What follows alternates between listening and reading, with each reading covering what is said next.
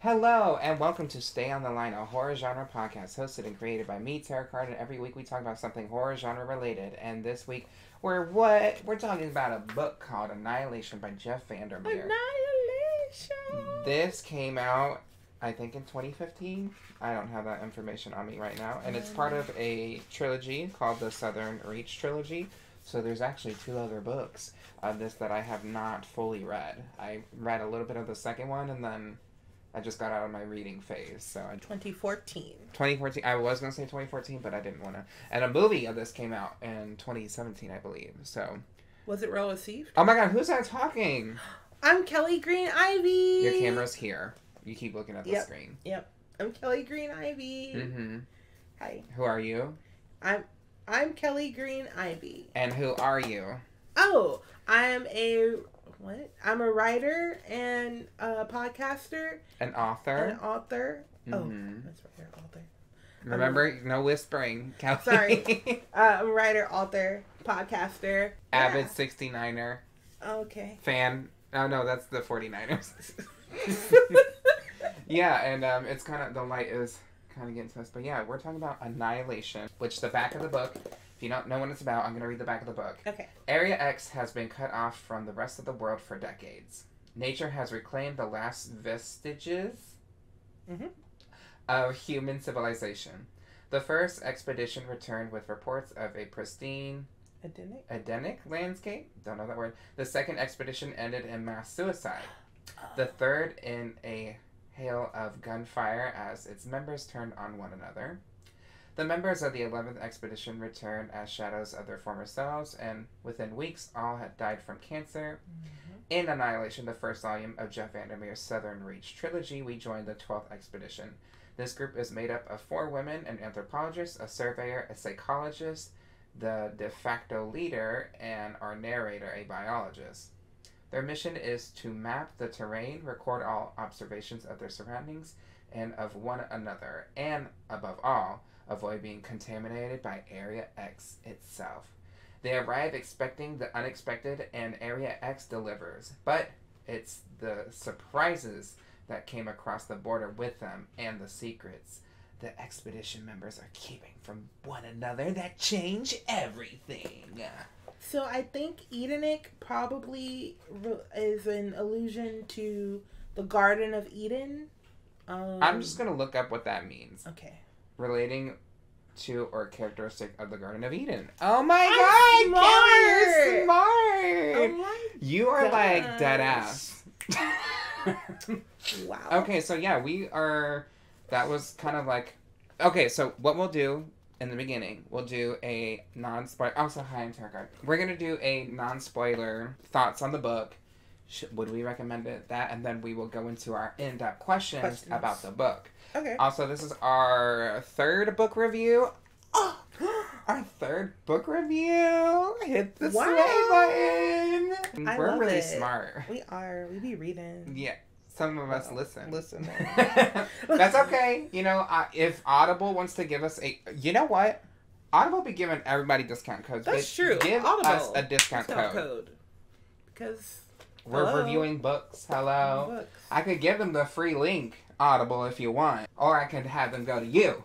Our non-spoiler, do we like this book? Yes. Yes, and why? I like this book because... Remember, this is the non-spoiler section. Right.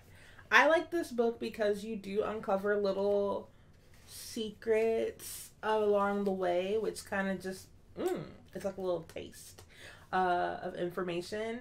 And I like this book because girl power. It's a female-led expedition, and that's pretty cool. And it is and it's written. I like that it is written by what I assume is a male. It says he grew up in Okay, so what is a man?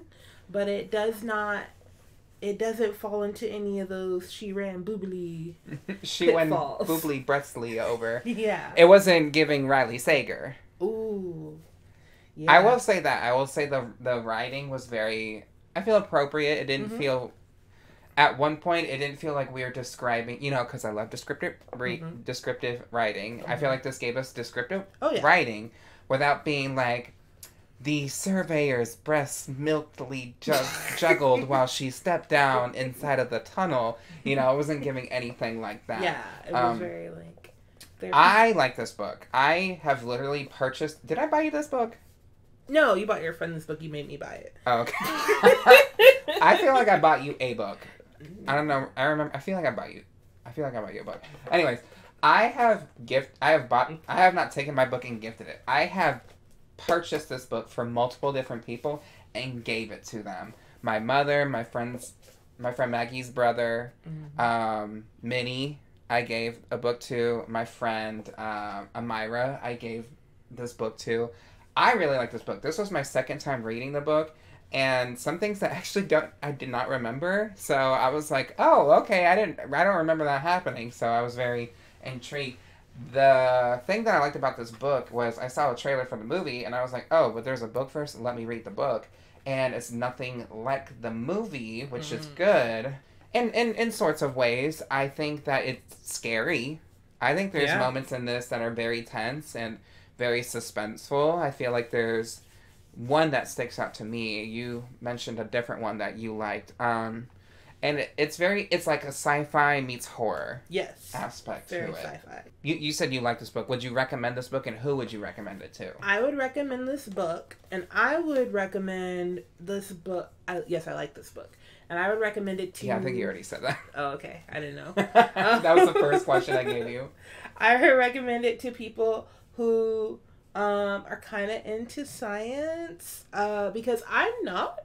However, while reading this, I felt like, ooh, she's reading science stuff. And while it's fiction, I will say that, I feel like people who already are in that realm will be like, ooh. But me, I was like, I felt smart. But I would also recommend this book to people who just like a story about a journey. Because I will say this one is quite purposefully... It's a story about a journey. Well, it's quite purposefully not super character driven, because it's kind of a part of the point. Without being a spoiler, they're like, I don't know her because we're not supposed to know each other, because it's not the point. Anyway, so if you're interested in more like plot driven versus character driven books, then I would definitely recommend it to you. I would say I would recommend this to anyone who likes sci-fi, anyone who likes horror. They might feel like this isn't horror enough. I think it has a good counterbalance. I mean, it starts off by saying one of the characters won't be there for long. That's like in the first kind of few pages, which is kind of gets you intrigued. Like, wait, what happens to that character? We don't know. Also, I'm very bright right now. If you're looking, I don't know why. I'm just white. I'm extra white today. But we're gonna get into the book. So the book actually supposed to feature 5 women: a linguist, the biologist, the surveyor, the psychologist, and anthropologist. And the whole point of Area X, as we kind of described a little bit earlier, is that it's kind of like a natural disaster, maybe out of this world kind of disaster that's going on, where in this located area that we find out later on is expanding. Yes. It's biologically maneuvering everything in the environment in a very peculiar way. Yes. So the 12th expedition, there's been, to our knowledge, when we start 11 other expeditions of people going in there and shit kind of getting crazy, and they're trying to figure out what is going on in this area. So they all have these different characteristics of people to kind of get the job done, because they just need those levels of expertise. And one of the people who doesn't actually go far is the linguini. So I wanted to ask you, first of all, the psychologist is kind of like their leader. She uses hypnosis on everybody. It's kind of clear from the start that she does it when they're crossing over from the entrance point, so that they're calm. They're in a clear state. Like I'm like, how does she get through? Basically, the program they work for is a little shady, the Southern Reach. Yes. I guess I assumed she was just, like, trained to be calm and keep herself collected. So she's just, like, I assumed, when they said that, I assumed her to be the strongest out of all of them, like, mentally.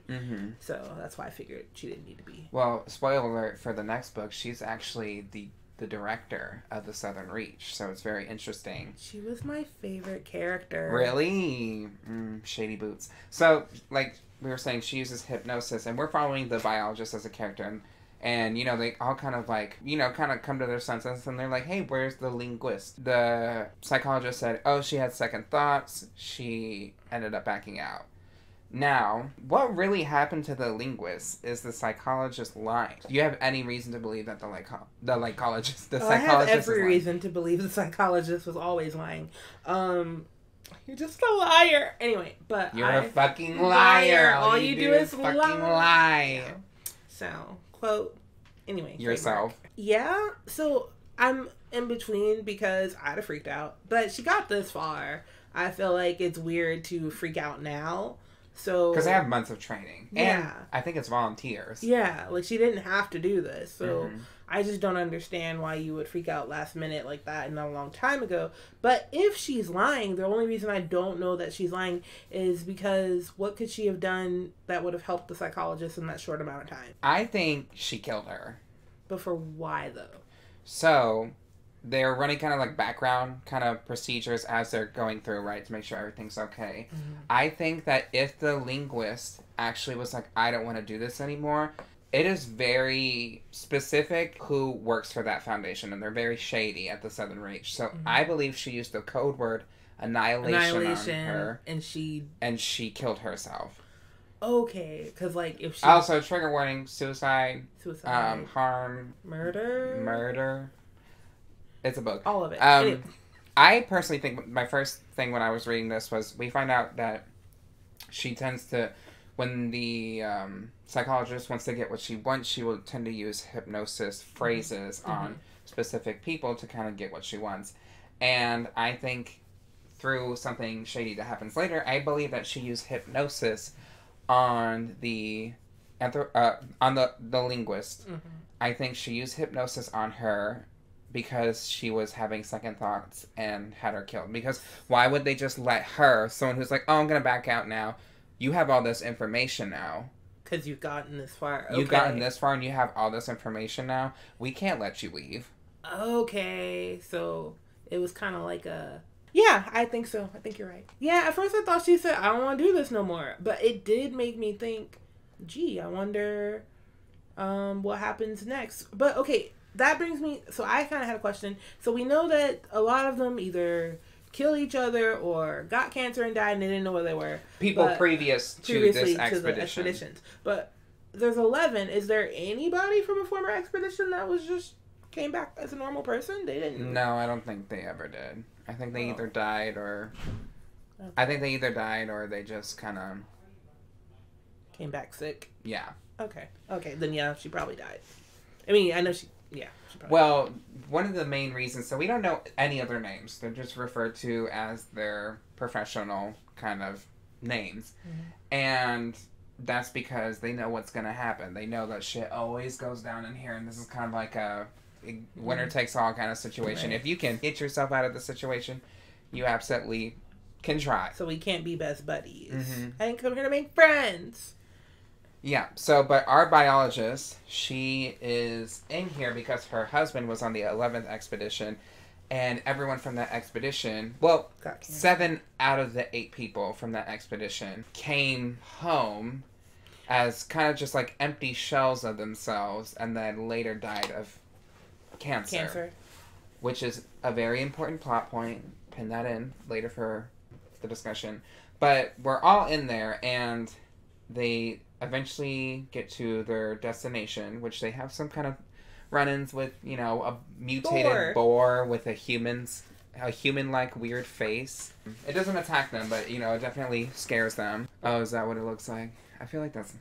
In my mind, it too much like a boar. Yeah, in my mind, it looked more... Human-like. Yeah. They reach their campground, or their base, their camp base, and they find this kind of little thing in the ground. They're like, well, what's that? And it's like a spiral tunnel in the ground with like steps. But the biologist insists on calling it a tower.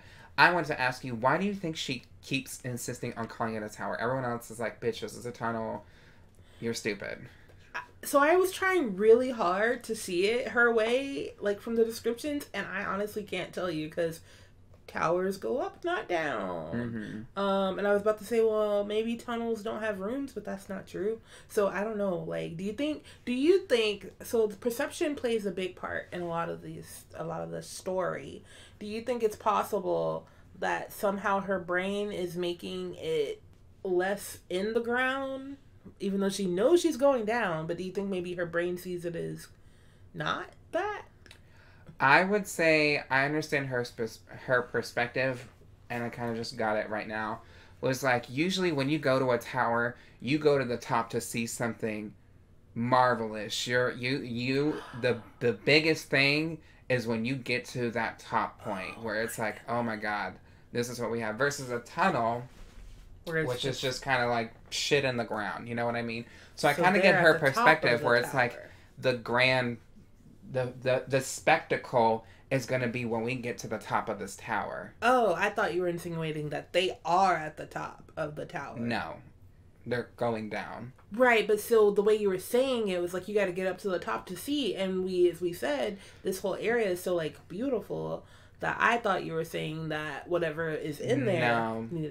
Okay. That's not what I meant, because clearly, like, they're going down there to investigate something that's of an anomaly. Oh, that's weird that is down there. Oh, okay. So, like, the thing that you're going to see, usually at the high point of a tower, is something to be like, oh my god, look at this.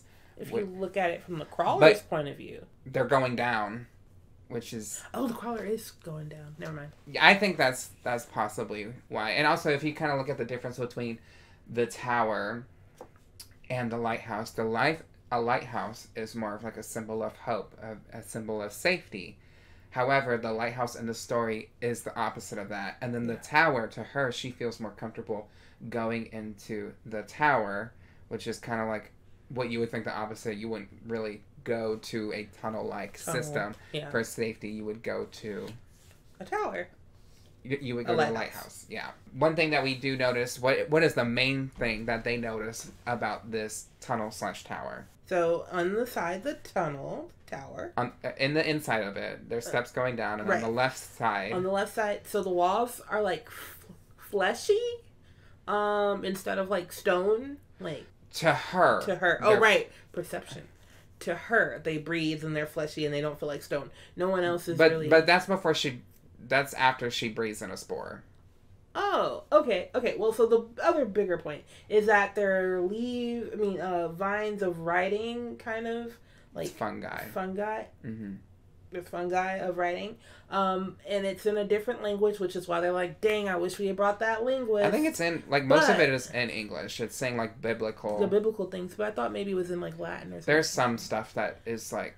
What they were like, we wish they had the linguist, but like a majority of it is like biblical writings. That's like, if you bear the fruit of the seeds, the fire will come, or something. Yeah, it's very like ominous, like scary Bible writing, like fire, and you'll live to see the great. If you would be terrified if you walked into a room and someone had written on all the walls, "I see God in this Chili's," you know what I mean? But like, it's scary, because it's prophetic, but it's rambling, and also there should be nothing else in there. But also, it's scary because it's not like they wrote words and then plants started growing there. It's the plant is the words. And they can tell it's still being written. Mm-hmm.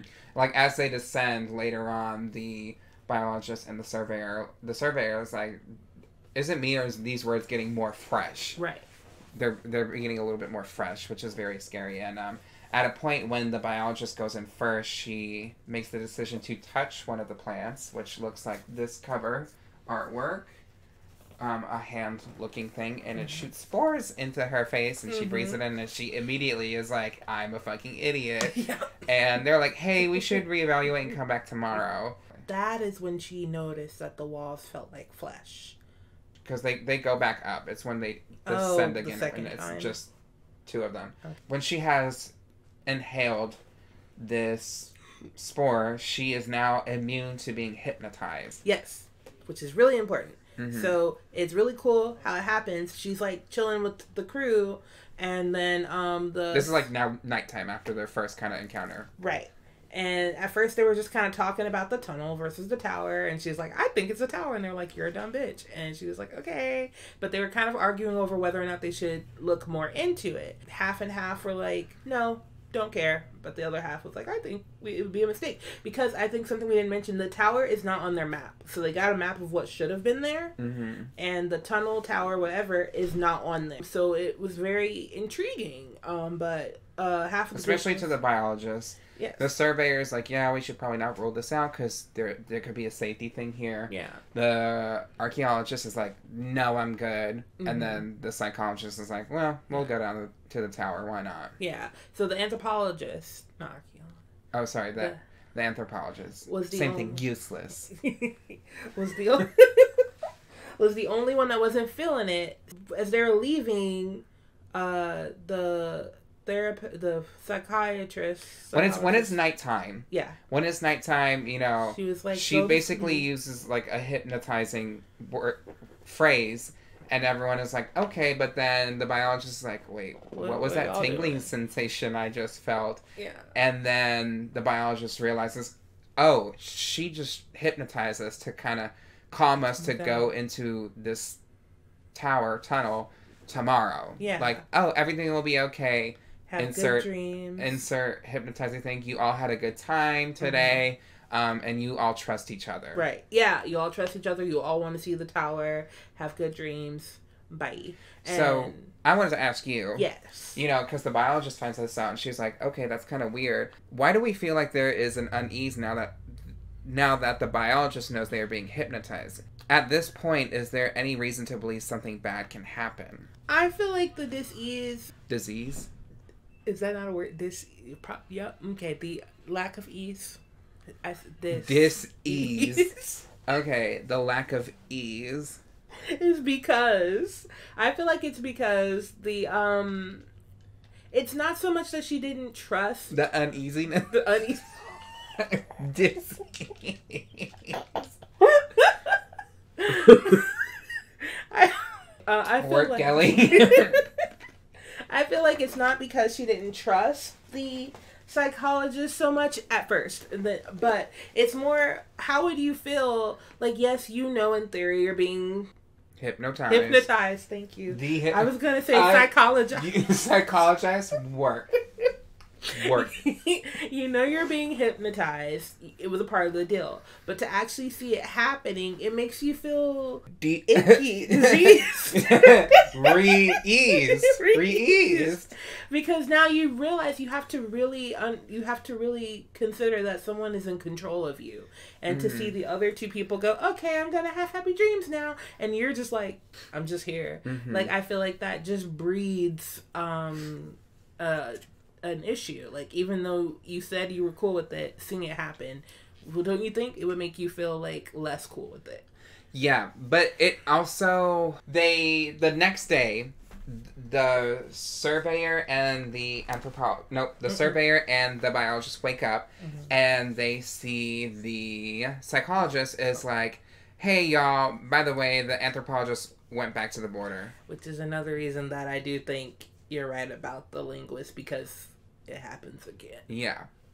They were like, oh, she wasn't feeling the best about this, so we're gonna go into she says tower this time, because she's trying to give comfort to the biologist. She's like, we're gonna go into the tower this time, which the biologist even says, like, okay, bitch, don't be acting slick. Yeah. She knows something's kind of weird, because she's kind of like shaken. The psychologist is a little shaken, and then she was like, hey, we should probably arm up. And they're like, beg pardon? Because even the biologist says before, like, you know, when she breathes in the spores, she's like, hey, let's come back tomorrow, but let's wear masks, and just in case. Should have thought that through. And one thing I was thinking, I was like, because what the psychologist does, she's like, I'm going to stay up here and be guard while y'all go down there, which I thought was very weird. I was thinking, because what she does is the surveyor is uneasy, and she uses hypnosis on the surveyor to basically be like, you're going to be fine,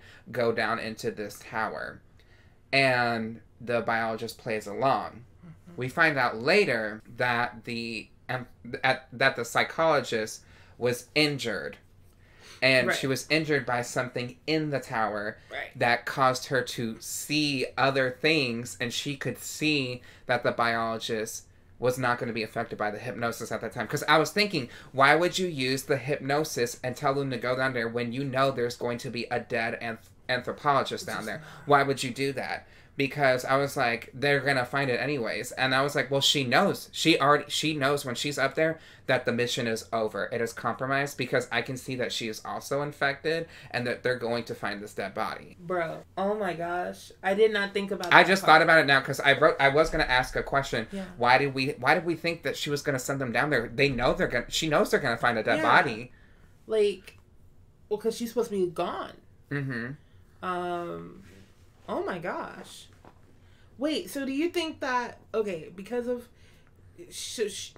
do you think that she just figured they died down there? And I think so. I think she was just like, let me get these fucking people out of here, because she knew that the mission was over, because she has, she's infected from her shoulder, I think, to her elbow or her forearm. She got slashed by what we know as the crawler down there. Basically what happened in the night. In the night, what the biologist realizes when, like, as we said, they found a dead body. Boom, boom, boom. Inside it's the of the anthropologist tower. Inside of the... It's very scary, because they're like, there's something up ahead. Yeah. As they're like, the words are getting fresher. Yeah, it's that was a creepy scene. The words are getting new. There's something ahead. I see a boot, like a leg. Yeah. And something slapped up against the wall. Mm-hmm. And so she tells the surveyor to stay back behind, and she goes and she's like, "Oh, it's the anthropologist, bitch." Bitch, her like face has like green shit coming out of her. I think her jaw is broken. Her head is like busted open. She has burns on her. Her body is really fucked up. It's bad. And she has sample jars on her. Oh yeah. And so it's like super weird, and she's like, clearly something crazy happened down here, and she goes back up. She's like, yo, the anthropologist, she's dead. And she's like, so that means the psychologist just fucking lied to us. Right. Like, she never left. She confessed too. She was like, we're being hypnotized. Right. Yeah, she said, we're being hypnotized. And Samira was like, wait, bitch, what do you mean? How do you know? How do you know? And she basically is just like, I know, bitch. She was like, of course we're being hypnotized, so what? And she was like, no, but I'm not being hypnotized anymore. And the surveyor was like, bitch, what does that even mean? She doesn't trust her, obviously. But she's like, well, why would you let me just sit here and get hypnotized if you're not getting hypnotized? And she was like, because I didn't know what to do. Yeah. Which, I mean, I would have played along too. I'd be like, I don't know what to do. Right? So I get it. So anyway, so she collects some No, she doesn't do that. No, she takes the samples that the anthropologist has. So we're already there. She gathers that the anthropologist was hypnotized the psychologist hypnotized the anthropologist to go into the tunnel with her, hypnotized her to get the samples off of it. The psychologist says later she got too close to the thing and it killed her and also harmed the psychologist in the making. So that's why she's like in a France. But I think the psychologist... She's in France, girl. Wee baguette. She's in a shaken trance. A shaken trance. Yeah. But I think what really happened... Shaking the table. She done shook the table. I think what really happened is the psychologist flew too close to the sun by forcing the anthropologist under hypnosis to get that close. And the thing was like, oh, y'all want to fight and beat the shit out of the anthropologist? Because the sample we get is a human brain sample. Yeah. So, which I feel like would not be comfortable. Nope. And she snatched up, obviously, she caught on to that psychologist a little bit, too. Psychologist dipped, anthropologist not so lucky. But you think, because when the psychologist says that, she blames it on the anthropologist. But really, it's the psychologist that put her in that situation. Being shady as fuck, doing that in the middle of the night. And I think she probably egged her on. She was like, get closer, you know? Well, she had that bitch under hypnosis. Exactly, that's what I'm saying. And I think what I mean when I say she flew too close to the sun is I don't think she thought she would get hurt too. And it just got real crazy real quick. Things just got crazy. But I was going to say, so the other book, is that a prequel? Because you said that's after. It was just stating that she was the director. Oh, it stated she was the director. Okay, so she's not in it. Because she's dead. She's the director. She was the director. So my thing is, that means she's probably done this before. So I don't think she's been in there before. Okay, that cancels out my new thought. Because this is the only expedition that's had women on it. Oh, or at least all women. Unless they're lying. I think that was her first time in there. Yeah. Okay. I feel like that was her first time in there. But yeah, so that's what happened to the anthropologist. That's how she got. That's why the psychologist is like, go on down there. Because she's hurt and is over it, I guess. I don't know. I got another question, but I'll ask that later. You're not boring me. I'm sorry. No, just kidding. Let me get my questions. I want to ask you personally, would you go down there after the psychologist is clearly being suspicious? Weird.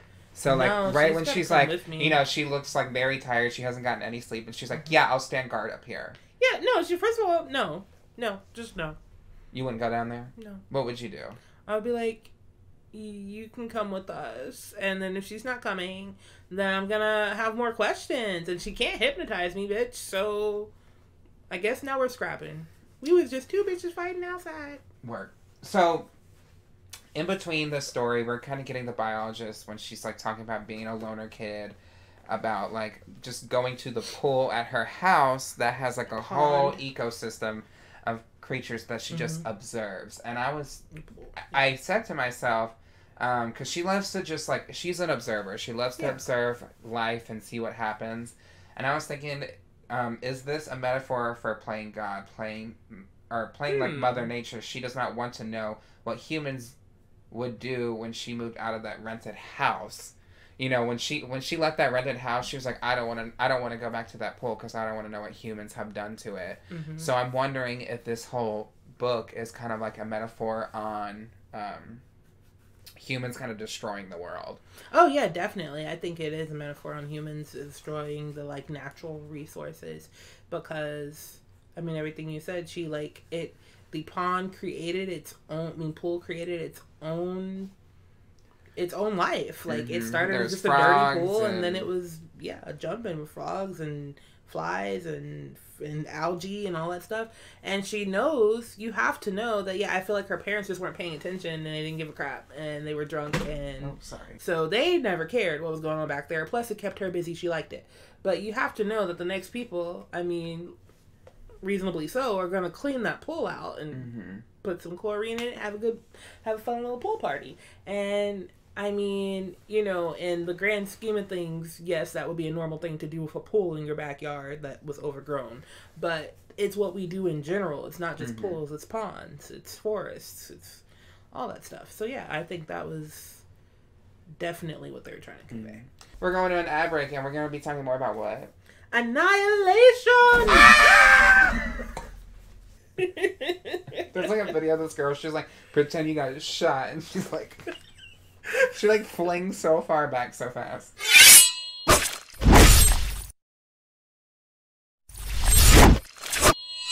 I'm Kelli Green Ivy. Welcome back to Stay on the Line. We're reading, well, we just read with Terrah Card. With Terrah Card. And we read Annihilation. By Jeff Vandermeer, baby. Yeah. My next question was just, it was answered at the end of the book. It says, what caused all the people from the previous expedition to die? Why did they not know how to respond to their loved ones? Was it really them? And we kind of get the fact that it wasn't really them. I think I got a little confused at the end with the whole ghost. Ghost? Well, no, Ghost Bird is her name. But, like, seeing... At one point, they do say something like, they see the people coming to them. They see doppelgangers of themselves. The 11th expedition. She finds her husband's journal in the lighthouse, and she is reading it, and they're saying that, like, we split off into 3 groups. 4 of them were at the lighthouse, me and I think it was the surveyor or something. They went on the coastline up north to kind of just, like, follow the coastline, and then the biologist and somebody else went into the tunnel. They recorded that there was a tunnel. They said no one has ever recorded the tunnel, so they were like, this is shady. Well, that's what the biologist that we know finds out. They realize when they get to the lighthouse that everyone is basically dead. They go back to base camp. The biologist is dead. I think it's the linguist. The linguist goes into the tunnel, the tower, and says, don't come for me. Don't come for me. Don't come for me. So, and they decide to camp out, like, in a tree and just, you know, see what's going on. And they notice that there's, like, doppelgangers of themselves. 7 out of the 8 of them. because the psychologist in that case was like attacked by a creature in the lighthouse, right, and then disappeared, and then there was like a weird kind of copy of them, right? Yeah. And then it was very weird. So they send the doppelgangers home, and I don't think they purposely were like, we're sending the doppelgangers home. I think that the Area X itself has somehow manipulated a way to clone them from their DNA because they have it, and they basically, the clone versions of themselves are just like, let me go to what I last know. Yeah. What I think of him, or like something, and that's why they just kind of walk off into... What'd you think happened? You thought they were just I thought the doppelgangers were created by the government or whatever who's running the thing, and sent home in their place to die at home as a Why would they interview them? As a facade, I thought. But wouldn't they just keep them at home if they were like, oh, okay, you made it home? That's crazy. Well, they knew that they would find out eventually that there's something wrong with their loved ones because they're not like perfect. Yeah, but why would they still interview them, Kelly? Now that you ask. Now, because they don't allow technology like that in Area X, so where did they just they just teleported them there? And I figured the government pushed them through, like, you wouldn't know, you're off doing the investigations. So yeah, I thought the doppelgangers were like there, and No, Kelly. And this is why I never did good in English when we had those tests after the books we read, because they'd be like, what did this mean? And I would be on another planet. Just like Sunny. No, they specifically say that they saw themselves there. Okay. And I took that as somehow, because later things, like we see dolphins with human eyes and like creatures with human faces, that the environment they're in somehow works and manipulating. I thought it was specifically says I thought it was eating. Yeah, but I thought the truth was, like, I was trying to read between the lines. I thought the truth was read or listen. Read or listen in between the lines. I thought the truth was like it was like eating them and spitting them back out in animal form. And meanwhile, they made the human doppelgangers to go home. But her husband, okay, but do you think there's something like poetic about her husband kind of being the last one to really see all this, and now she's the last one to really see all this? Like, that means they were really like probably a good just wasn't as stupid. I do think that I thought it was love. That Area X does this as a way to, you know how like Mother Nature works in mysterious ways of like, there is like the destruction of all these dinosaurs, but then life is somehow reborn and recycled, and I feel like these people who have died are being reborn into other things that are better for Mother Nature itself.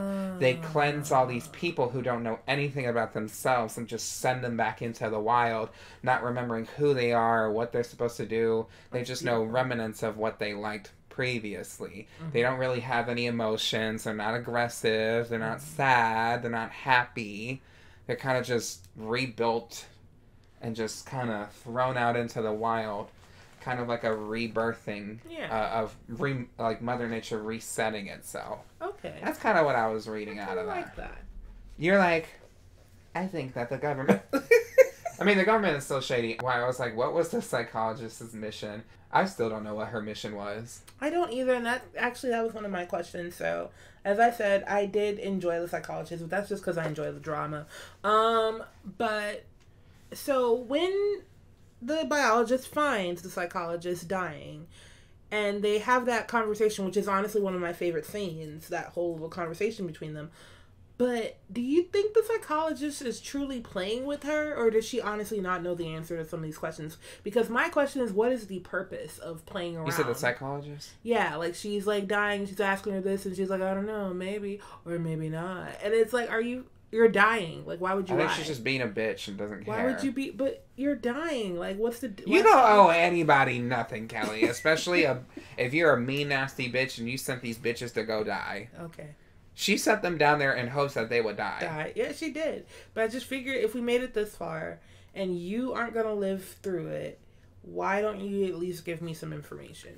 Well, it might have helped to get a second kind of person there, but when they reach the surface initially from the tower tunnel. They're like at base camp, and the biologist is like, I'm going to the lighthouse, and the surveyor's like, that's fucking stupid because they have a vantage point, they could shoot us potentially. So the surveyor stays there after they argue, and the biologist goes to the lighthouse, which is through a village. And in the village, she finds a lot of interesting things. She finds like these plant things that kind of are 4 to 5 feet tall, kind of are like human. They're like body shaped. Yeah. And she takes a sample from one of their foreheads. Yeah. She takes a sample from a dead rat. She takes a sample from wood, and she takes a sample from what looks like a dead fox. Yeah. And that's just put a pin in that. She finally works her way up to the lighthouse, which you said the lighthouse was your favorite part of the book, right? The physical appearance of the lighthouse. When we're walking in, when she's approached, it's like, clearly a war has gone on. There's like glass shards around the lighthouse that like kind of scale up, and there's like a fence. There's like, the door has been blown in. There's, in the rooms, there's blood smeared on the wall. There's bullet holes everywhere. Yeah, it is a war mess, but I guess what I got interesting. What you were getting up to is when she gets to the top of the lighthouse, she finds a trapdoor which scares her, journals of what looks like it has to be more than 11 expeditions. Right. It has to be 100. A lot. Yeah, there's a lot of journals of these expeditions, and the psychologist was there. Yes, but hold on. First she finds and she finds her husband's journal, and she's like, ew, I don't want to touch that because feelings, But then she sees a boot, and she's like, I know that boot. That's the psychologist's boot.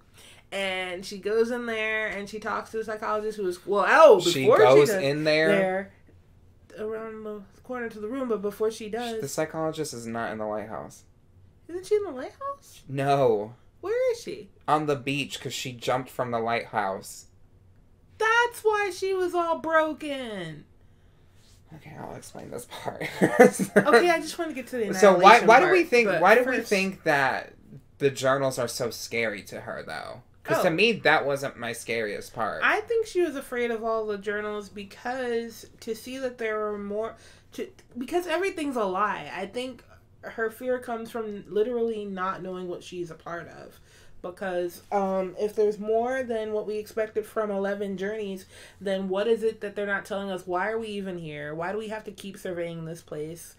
Most of the journals had similar entries until... Similar? Similar.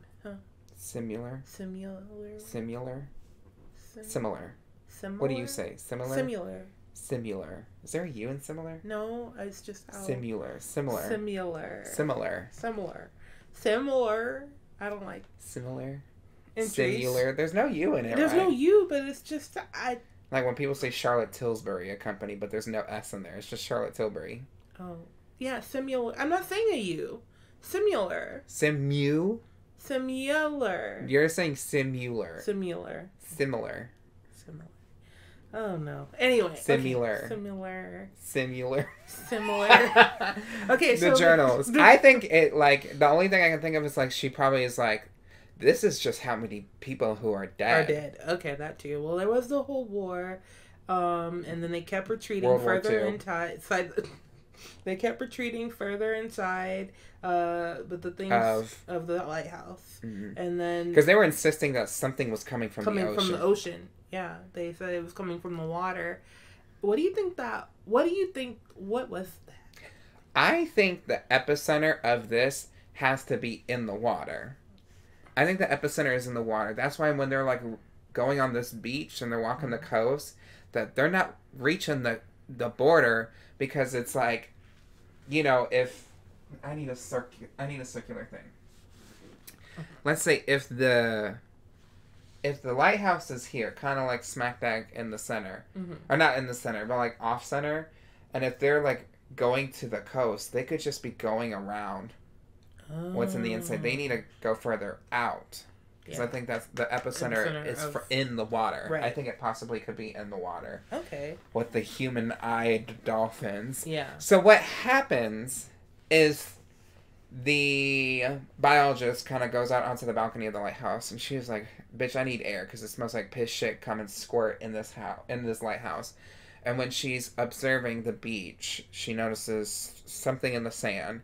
She takes out her binoculars and she finds out it's the anthropologist. Nope, it's the psychologist who is in the sand because she doesn't know if she purposely tried to kill herself and jumped from the lighthouse or something pushed her or something like that. We find out when she goes down there that the psychologist says she was watching the biologist from afar from the lighthouse and was going to shoot her, and then she was seeing something was coming at her inside of the lighthouse, which frightened her so much that she was like, I'm jumping from the lighthouse. But I think I missed that nugget. I knew something was coming. I knew she was watching her because she saw her glow. I somehow missed. Yeah, and she notices that the biologist has a glow because she is infected too. Yeah, but when the biologist comes up, one of my favorite things about that is she starts screaming, "Annihilation! Annihilation! Annihilation!" Yeah, and the biologist is like, "It's just me," and she's like, "Yeah, it's just you." Because I was thinking, I was like, "What if?" She hypnotized herself? Well, what if like some weird way a copy of herself, because she said to the biologist, I thought I killed you. So I was like, ooh, weird. Okay. She killed a doppelganger. But I wonder if there was just like some weird thing where maybe either something came at her or maybe she like called annihilation on herself, because that's like a suicidal term to kill yourself, and then maybe that's why she jumped from the tower. I don't know. Oh. I was thinking, yeah, she said she thought You were thinking? I was. Oh my God. It's new for me. Oh. I was thinking, so when she said she thought she killed her, that A, she either meant, being in the tunnel was supposed to kill you. Yeah. Or B, because of the doppelganger thing and how I had a very different thought space going on about these doppelgangers. They were just ghosting. Yeah. The government's making copies and putting fluorine in the water to turn the frogs gay. That was Kelli. I thought maybe she did kill a version of her. Or my third thought is she's hallucinating. She's infected now too. Oh yeah, she's down bad. Yeah, her arm is like a grassy... What I wrote was, the biologist says she would rather observe than to interact with people. What is the difference between her before entering Area X and now? I think now she sort of misses the idea of people a little bit. Because back then, she didn't really understand how to interact with her husband. She was like, let me look at the animals. That's what I'm here to do. And now she still does love that. Don't take that for granted. But I think the oddness of the familiarity of the animal faces amongst the coldness of the group and not knowing each other, and then perhaps even the psychologist getting in her head, and then finding her husband's writings, I think if she could change anything, she probably at least would have connected with him more. I think that that's different. Area X is also kind of like symbolic of like, if you don't succumb to change, you're just going to be the same. And I think when the psychologist says, as she's like dying out, she was like, you're changing, and she's like, I haven't changed, I'm still the same. I think she's just kind of like putting on this thing mentally to just be like, no, I can still be the same person. But I think she's afraid of change. Yeah. And truly she has changed, because she becomes a little bit more compassionate of her husband and how she should have loved him a little bit more and opened up a little more, because she's a little closed. Very closed off. And he's very outgoing. Yeah. The psychologist dies, and her fungal kind of scar starts to glow and like burst out light, which is nasty. One of my favorite parts is when she's going back to the base camp. It's now nighttime, and they progressively, and we haven't mentioned this yet, have progressively been hearing a groaning, moaning creature at night that just groans in the reeds, I believe. Yeah. And it doesn't come out, so they're like, okay, work. But she notices when she's walking back that she hears movement, and she trips on a face Or like she sees like the psychologist from the 11th expedition. His face is just on the floor. Yeah. Which is very creepy. And she's like, okay, that's very scary. That's very scary. And so she's like trying to pick up the pace. And then she hears that creature, the closest it's ever been to her. Because she's in its territory. But she is just running. She's just running. And she's like, I never looked to see the creature, but I could feel it breathing on me when I was running. That was really scary. She makes it out of the reeds. And it turns away. It only stays in the reeds. But that was creepy. I wish we could have seen it. I don't even know what it could have looked like. Like, I wonder what kind of get a little taste of that in the movie. Oh. Wait, have you seen the movie? Yeah, I've seen the movie. Oh. Came out like almost 6 years ago. Oh my gosh. Okay. So what did it look like in the movie? I mean, you're going to have to watch it. Oh. Okay. And then, is that when she goes back to the surveyor and the surveyor's like, pop, pop, bitch. The surveyor shoots her in the shoulder and in the side. Got that bitch spinning. And then spin like with her heightened senses, the biologist shoots her in the head because the biologist can hear her sweat beating off of her forehead. Yeah. Maybe that's the sexy talk that... Oh, that's... Riley Sager would have been like, her boobs sweat and dripped from her cold nipples as she was smacking her titties on the ground, crawling away. She could hear my vagina pulsing. Golly. Not the pussy quivering that caused the headshot wound. She got shot like right in the head, right? Yeah. Like, at least like through the forehead. Through the forehead, yeah. Ooh. How do we feel about that? Because do you think she could have in any way reasoned with the surveyor? The poor surveyor. God. Just say the surveyor. I'm trying. The surveyor. No, because from the surveyor's point of view, she is extremely freaked out. Everything is weird. She's been lying to her multiple times, but not from the surveyor's point of view. She keeps getting lied to. I know that the biologist had reasons, but like she doesn't know that. Anyway, and then now this heifer is glowing. The anthropologist is she's dead. Partially glowing. Yeah. But the thing about the anthropologist is, so the biologist gets back to base camp, and it's kind of fucked up from the surveyor kind of going wild. Yeah, she went nutty. The biologist went to her journal and realized this bitch hasn't been writing in here. She's just not been doing it. And she was like, I kind of like that. That's kind of smart. But she writes down, the anthropologist came up to me. I took care of her. That is like, what the fuck? What does that even mean? Exactly. And if I just saw that bitch walking around, I then would have been like, well, who the fuck are you? I think that's why she was like, say your name. Yeah, say your name. Yeah, because those the doppelgangers, man. I want to know more about them. Anyway, but, so yeah, she was like, I don't think she could reason with her because I think the surveyor was scared shitless. I think she would have killed anything that approached that camp. Which also makes me think, do you think she couldn't make her way back to the border? Do you think she even tried? I mean, it was like a 4-day thing to get there. That's true. But would you have stayed in the camp or would you have said, I'm out? I don't know what I would do. I really don't know what I would have do. Are you going to walk 4 days by yourself? You don't know what could happen. That's true. She technically doesn't even know. First of all, the border is invisible. Right. You don't know how you don't even know how you got in here. You just kind of woke up and you were in here. That's true. Because the psychologist put them under hypnosis. So either way, I guess you're just screwed. She's screwed. But the biologist is like, well, girl, last thing I gotta do is get my ass and see what that fucking creature looks like. She goes into that tunnel. She sees that creature. And then they was tussling.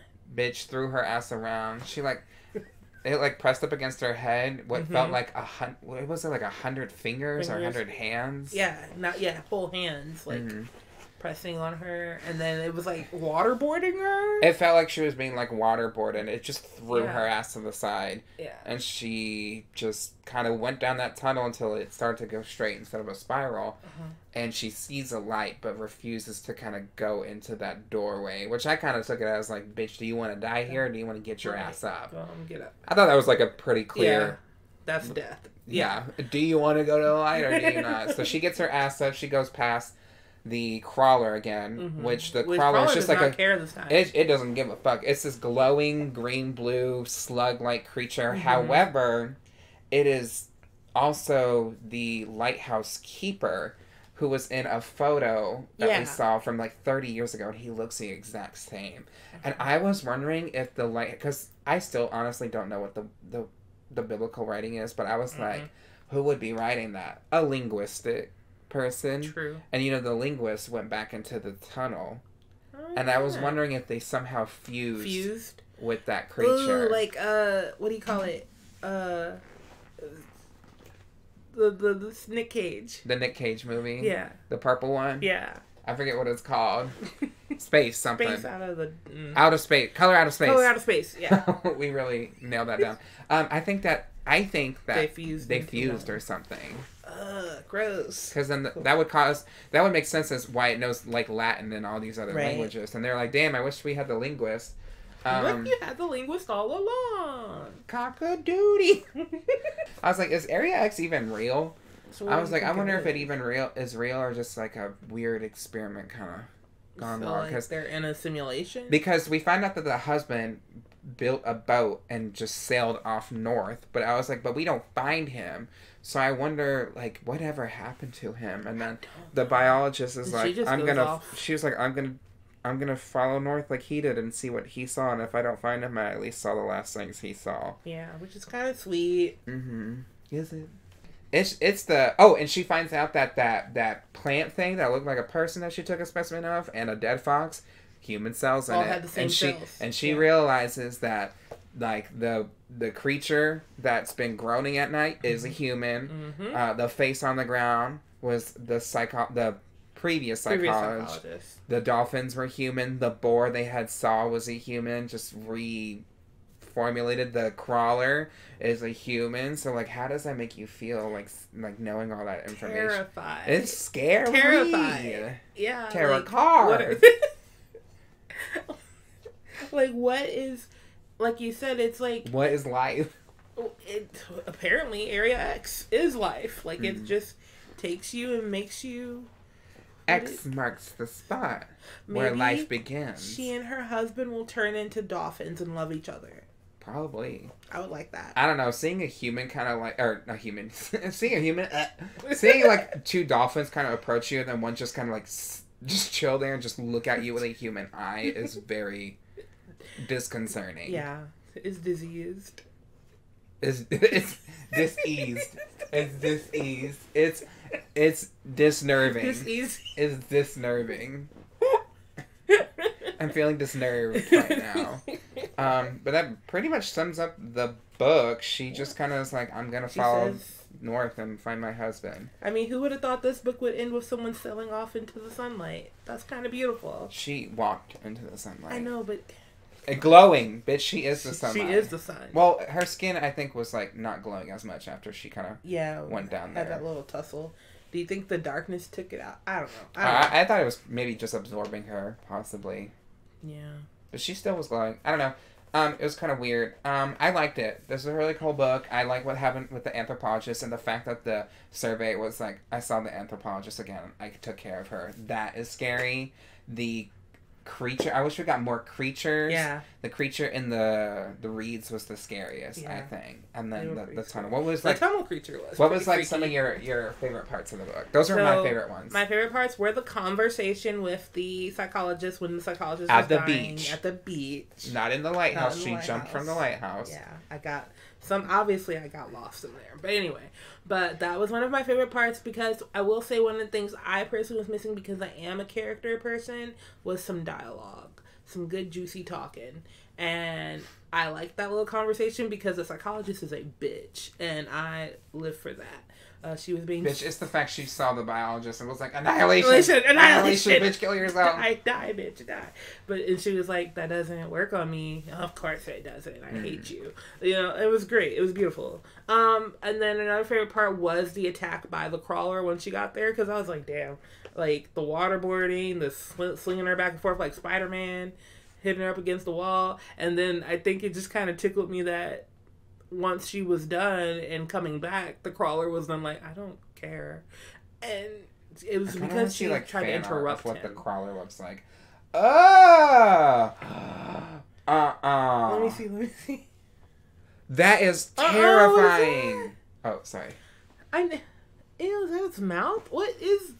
Oh my god, and then that's obviously... I knew, like, when I saw, like, when she was picturing, she saw the man from the lighthouse, I just pictured him, like, literally, like, fused into it. Like, the blob. And then the hand that is writing the words. Oh my god, y'all. I don't know if you can... Is it going to show it? To back it up. Or... I don't think it's going to show it. It's white. Look up the Annihilation. I put in Annihilation book, The Crawler, and there's a fandom wiki, and it has the crawler in it. If I saw that in a fucking tunnel, bitch, like, and it's like a slug, so you know it's just got its like piss shit come and squirt like out on the floors. That's terrifying. I hate it.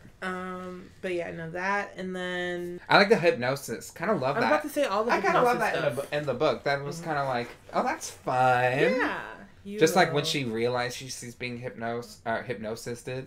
I'm speaking like you now. When she's being hypnotized, and I think when they realized that the anthropologist is dead in the tunnel tower, then it's just like, oh my god, this bitch was guarding where we are. Where is she at? And when they get up there and she's gone, bitch, it's like, okay, it's officially shit has hit the fucking fan. I do like that part a lot because it just felt very like, and shit got real. I don't know what the third book is about. I know the second one is just more of like a continuation. It's more like people who work at Southern Reach or Southern. Yeah, Southern Reach. So does anyone ever get to the bottom of Area X? Well, I wanted to, bitch, I would like to know what the first accounts were like. Yeah. I want to see what happened at that lighthouse. When they like, started vividly, shooting. I want to know what happened, what they fucking saw. Because it leaves you, this book leaves you, like, guessing, like, what did that look like? I'm curious. I want to know what that looked like. Yeah. The fact that I looked up what that crawler looked like, that is so scary. Especially when you're in a dark setting, you just see that thing glowing. Yeah. Any other things you want to leave off on, Kelly? I just would like to know more about, like, I was gonna say what the husband saw, but I guess we got all of that. It's just, I really liked his accounts. That was another favorite part. Did he ever go inside of the tunnel of the tower? I don't think he did. He just observed it. Yeah. Especially when he saw doppelgangers. Coming out of it. Yeah, he was like, I'm good. So, I just liked hearing from him. He seemed like a reasonable dude. But then also, if there was anyone I wish I could know more about, it would be the surveyor. Just because the only vibe I got was, fuck you guys.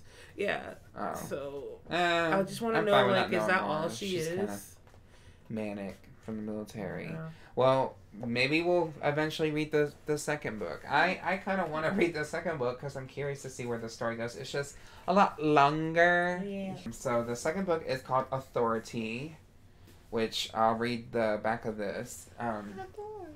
After 30 years, the only human engagement with Area X, a seemingly malevolent landscape surrounded by an invisible border and mysteriously wiped clean of all signs of civilization, has been a series of expeditions overseen by a government agency so secret it has almost been forgotten, the Southern Reach. Following the tumultuous 12th expedition chronicled in Annihilation, the agency is in complete disarray. John Rodriguez, aka Control, is the Southern Reach's newly appointed head. Working with a distrustful but desperate team, a series of frustrating interrogations, a cache of hidden notes, and hours of profoundly troubling video footage, Control begins to penetrate the secrets of Area X. But with each discovery, he must confront disturbing truths about himself and the agency he's pledged to serve. Kelly, if we read this, it's going to take us a while. This is 300 pages. This is longer than this one. However, I really enjoyed that book. I highly recommend. This is probably my favorite one, obviously, that we've read so far. I'm biased. Wow. Did you really like it? Like, how would you rate this out of a scale of 1 to 10? I don't like to rate things, but yeah, rating's hard. But it is one of my favorite books, and I will judge you. I feel like I would give it. Well, knowing it's a series, so that kind of cleans up questions. I would give it. Will it? And we don't. At least know. I can hope. I would give it an 8.5. That's just because I missed dialogue. Mm. And well, Kelly didn't read it, so. Okay, but I want dialogue. And I did read it. I just read it with my ears. I read the movie with my ears. That's different from a movie. I think we should read this one next. Do you have any other books that we got together? No, this is the last one. Okay. It's either that or give me those books. The ones that we haven't read. Tender is the Flesh. Audition. I don't even remember that. I bought that when I was in Birmingham. Oh. Not Night of the Mannequins. That book is ass. Oh, yeah, you told Night of the Mannequins, you're ass, and you're a liar. I reviewed that book on my Patreon. Oh, Fantastic Land. Okay. So we have 4 books that we can pick from. I'm thinking, let's do Nothing But Black and Teeth. Okay. It's a short read. It's easy to read. 135 pages. Oh, yeah. Audition was made into a movie. So that's very fun. Fantastic Land, that's when it's like there's like a hurricane. They get like trapped at a theme park, and then they like come and get them, and there's just like everyone's dead from like killing each other or something. I don't know. And then the Tender is Flesh was about like a country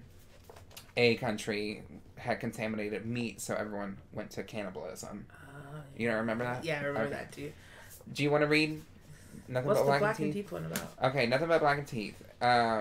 A Heian-era mansion stands abandoned, its foundations resting on the bones of a bride, and its walls packed with the remains of the girl sacrificed to keep her company. It's the perfect venue for a group of thrill-seeking friends brought together to celebrate a wedding. A night of food, drinks, and games quickly spirals into a nightmare as secrets get dragged out and relationships are tested. But the house has secrets too. Lurking in the shadows is the ghost bride with a black smile and a hungry heart.